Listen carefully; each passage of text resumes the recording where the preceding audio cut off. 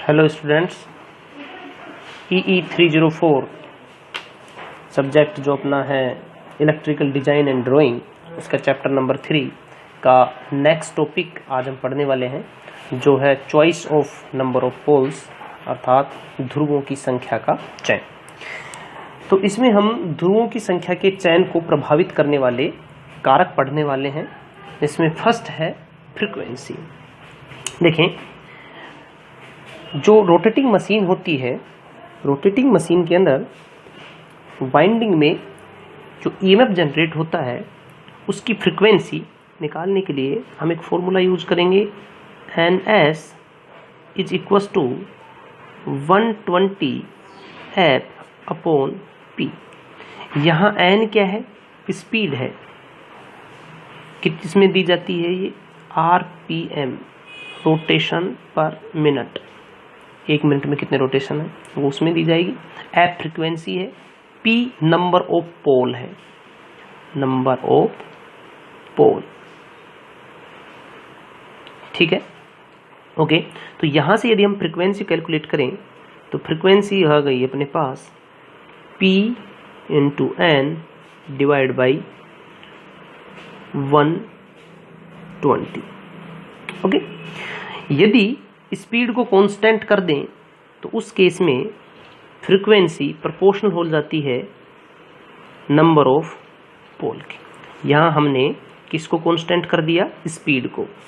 N को क्या मानना है हमने? कांस्टेंट। कांस्टेंट स्पीड पर रन कर रही है, फिक्स मान लिया कि स्पीड इतनी है, तो फ्रीक्वेंसी पोल के प्रोपोर्शनल होगी। तो जैसे जैसे पोल बढ़ाएंगे फ्रीक्वेंसी बढ़ेगी। 2 पोल की मशीन है, फ्रीक्वेंसी कम है। 4 पोल की हो जाएगी, फ्रीक्वेंसी ज़्यादा हो जाएगी। हमें पता है कि हिस्टेरेसिस लॉस और एडी करंट लॉस दोनों फ्रीक्वेंसी पर डिपेंड करते हैं। तो जो हिस्टेरेसिस लॉस होता है वो तो फ्रीक्वेंसी के डायरेक्टली प्रोपोर्शनल होता है, और जो एडी करंट लॉस होता है वो फ्रीक्वेंसी के स्क्वायर के प्रोपोर्शनल होता है। तो यदि नंबर ऑफ पोल बढ़ाएंगे तो फ्रीक्वेंसी बढ़ेगी, फ्रीक्वेंसी बढ़ेगी तो हिस्टेरेसिस लॉस भी बढ़ेगा और एडी करंट लॉस भी बढ़ेगा। तो इन दोनों फैक्टर्स को हमें कंसीडर करना है। जब हम नंबर ऑफ पोल सेलेक्ट करेंगे उस टाइम पर हमें ध्यान देना है कि नंबर ऑफ पोल्स बढ़ने से फ्रीक्वेंसी चेंज हो रही है, और फ्रीक्वेंसी से अपने ये लॉसेज बढ़ते हैं, जिससे मशीन की दक्षता कम हो जाती है। ठीक है, तो ये यदि फ्रीक्वेंसी बढ़ा रहे हैं, पोल बढ़ रहे हैं, तो फ्रीक्वेंसी बढ़ रही है और उससे लॉसेज में दिक्कत आ रही है। ओके, तो ये था अपना फर्स्ट पॉइंट। सेकंड पॉइंट है weight of iron used for yoke. Yoke जो मोटर का बाहरी आवरण होता है वो योक कहलाता है, और आयरन का बना हुआ है। ठीक है, तो यहां हम मानते हैं कि फ्लक्स पर पोल, फ्लक्स पर पोल कितनी है? P है। फ्लक्स पर पोल P है। टोटल फ्लक्स पर पोल फाई है। नंबर ऑफ पोल P है। तो टोटल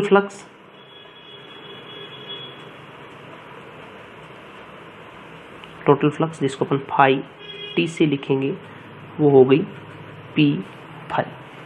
ओके, तो टोटल फ्लक्स हो गई P फाई। तो योक में फ्लक्स कितनी होगी? तो इसके लिए आपको थोड़ा सा मैं मशीन का डायग्राम बना के बताता हूँ। देखिए ध्यान से,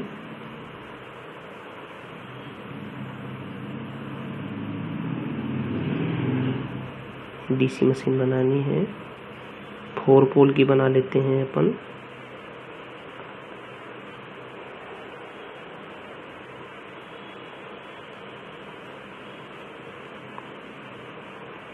डायग्राम रफली सा हो जाएगा ये, लेकिन कॉन्सेप्ट समझ में आना चाहिए बस। ठीक है, तो ये देखो पोल हो गए। इसको यदि मैं N पोल कहता हूँ, ये S पोल हो गया, अगेन ये N पोल हो गया, और ये S पोल हो गया। ये जो पोल हैं इन सबको मिला दो ऐसे करके, तो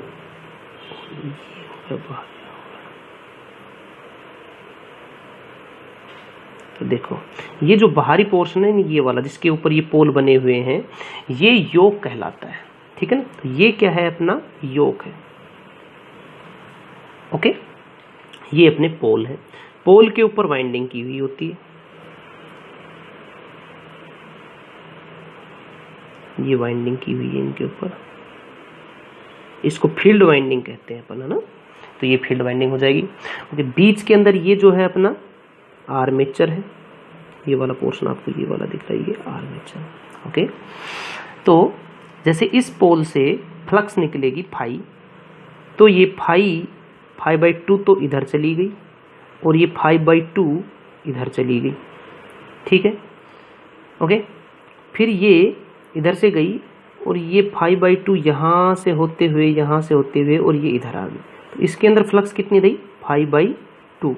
इसी तरीके से यहाँ से देखो, ये 5/2 है, ये 5/2 यहाँ से घूमते हुए और ये इसके अंदर वापस आ गई, तो ये योक में है। ये वाला कौन सा पोर्शन है, योक का है, तो ये फ्लक्स भी कितनी हुई 5/2। तो एन पोल से 5 फ्लक्स निकली थी, 5/2 इधर चली गई, 5/2 इधर चली गई, योक में 5/2 रही। ओके, इस एन से देखो, इस एन से भी 5 फ्लक्स निकलेगी, 5/2 इधर चली गई, 5/2 इधर चली गई, ठीक है, और ये घूम के वापस यहाँ पर 5/2 आ गई इस डायरेक्शन में, तो ये 5/2 हो गई। और इसी तरीके से ये यहाँ भी कितनी आ गई 5/2, ठीक है। तो यहाँ से हम देख सकते हैं कि अब इस एस पोल में टोटल फ्लक्स 5/2 5 हो गई, यहाँ भी 5 हो गई, यहाँ भी 5 हो गई, लेकिन योक में कहीं भी देखेंगे तो फ्लक्स कितनी है 5/2, ये योक है 5/2, यहाँ देखो 5/2, यहाँ देखो 5/2, यहाँ देखो 5/2। तो यहाँ से आप देख के समझ सकते हैं कि डीसी मशीन में योक द्वारा वहन फ्लक्स कितनी होती है 5/2, ठीक है। तो flux in yoke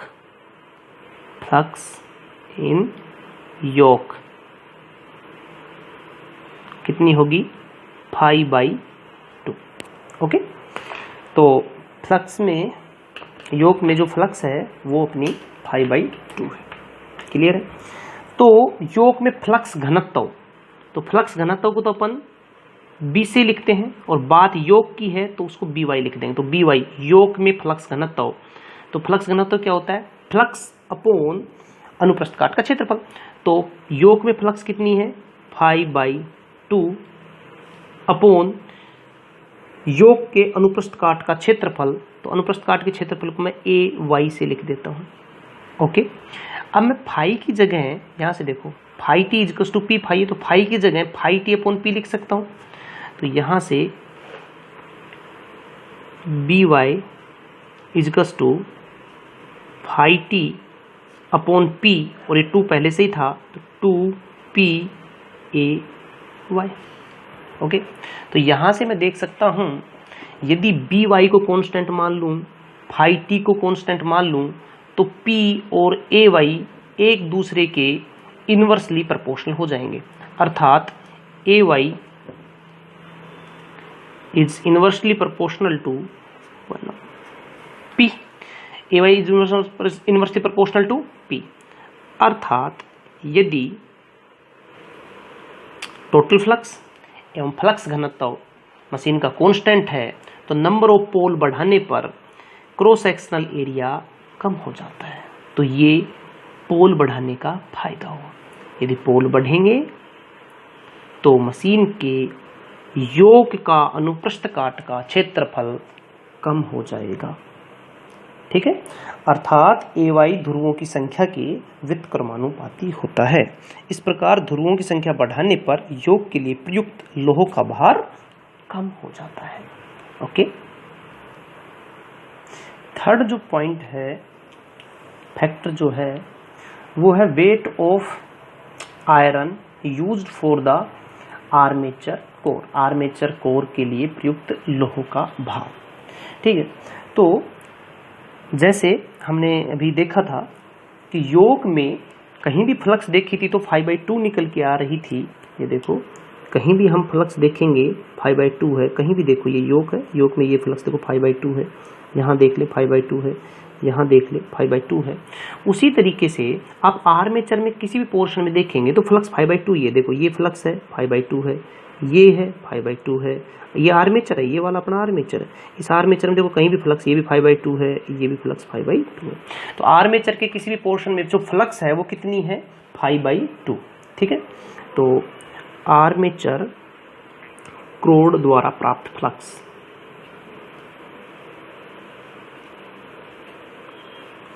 armature core द्वारा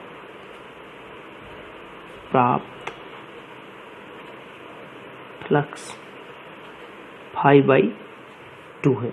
ओके, अब आर्मेचर कोर के अंदर, आर्मेचर जो कोर है उसके अंदर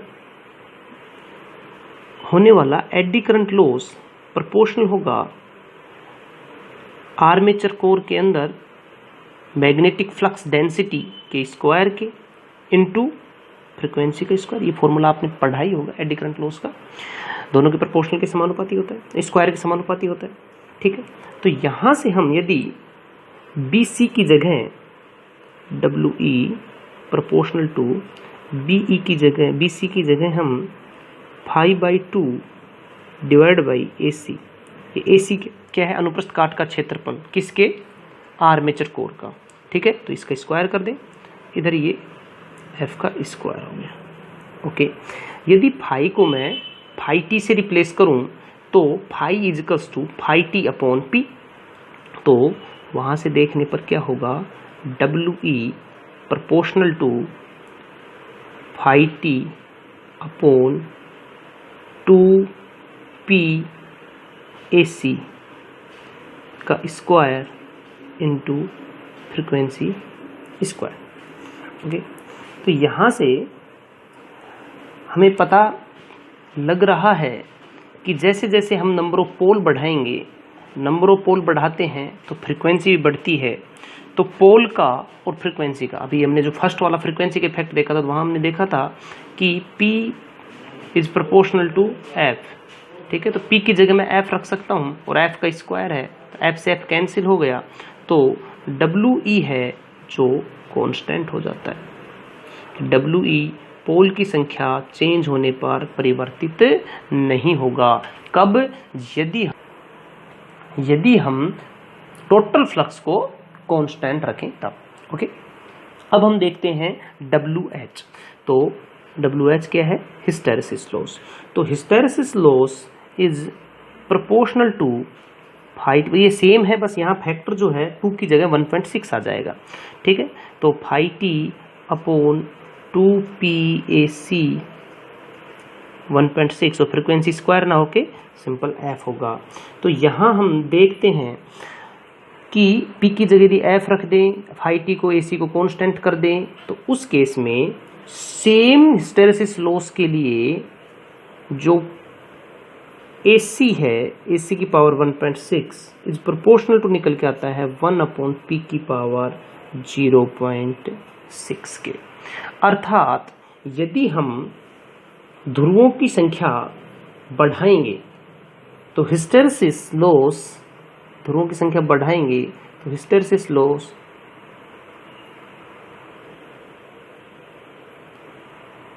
यदि हम हिस्टेरेसिस लॉस को कांस्टेंट कर दें, उस केस में यदि हम P को बढ़ाएंगे तो आर्मेचर कोर का क्रॉस सेक्शनल एरिया कम हो जाएगा।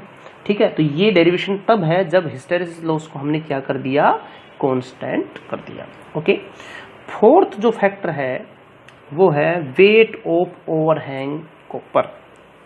ओके, तो ये तो हमें पता ही है कि यदि नंबर ऑफ पोल बढ़ेंगे तो पोल पिच की जो लेंथ है वो कम हो जाएगी। ठीक है ना, पोल पिच होती क्या है, pole pitch, pole pitch total जो लेंथ है वो होती है 2πr, जो परिधि होती है पेरिफेरी, तो 2πr को मैं लिख सकता हूँ π/d, 2r को d लिख सकते हैं, Vyasan diameter, divide by p। देखो, यदि नंबर ऑफ पोल्स बढ़ाएंगे तो पोल पिच जो है वो कम हो जाएगी, और यदि पोल पिच कम हो गई तो ओवरहैंग छोटा हो जाएगा, और ओवरहैंग छोटा हो गया तो वेट ऑफ ओवरहैंग कम हो जाएगा। कैसे होगा, देखो, एक केस तो ये है कि n पोल यहाँ हो और s पोल यहाँ हो। ठीक है, इनके बीच में मान लो टोटल 4 स्लॉट आ रहे हो। दूसरा ये है, ये कब है, जब नंबर ऑफ पोल्स ज्यादा है। यदि नंबर ऑफ पोल्स कम है तो ये s यहाँ ना होके ये s यहाँ होगा, अर्थात 2 स्लॉट और बीच में आ जाएंगे। ठीक है, तो यहाँ टोटल स्लॉट कितने थे, 1 2 3 और 4, तो ये 4 स्लॉटों पे था। अब यदि नंबर ऑफ पोल्स कम है तो ये मान लो 6 स्लॉट पर आता है। तो पहला कंडक्टर यदि मेरा, इसे देखें, ये पहला कंडक्टर यहाँ है, तो 4 पोल के केस में दूसरा कंडक्टर कहाँ जाएगा, यहाँ जाएगा। तो ये तो है एक्टिव पोर्शन कंडक्टर के। अब जो इनको पीछे से जोड़ते हैं, ये वाला जो पोर्शन है ये कहलाता है ओवरहैंग। तो अब इस केस में ओवरहैंग ये है, ठीक है। लेकिन यदि ये कब है, जब P इक्वल्स टू मान लो 4 है, ठीक है। अब जब P इक्वल्स टू 4 ना होके मान लो P इक्वल्स टू 6 है, P इक्वल्स टू 2 है, तो यदि P इक्वल्स टू 2 निकल के आता है तो ये जो दूसरी साइड है वो यहाँ ना जाके कहाँ जाएगी, यहाँ पर। और अब जो ओवरहैंग होगा वो ये होगा।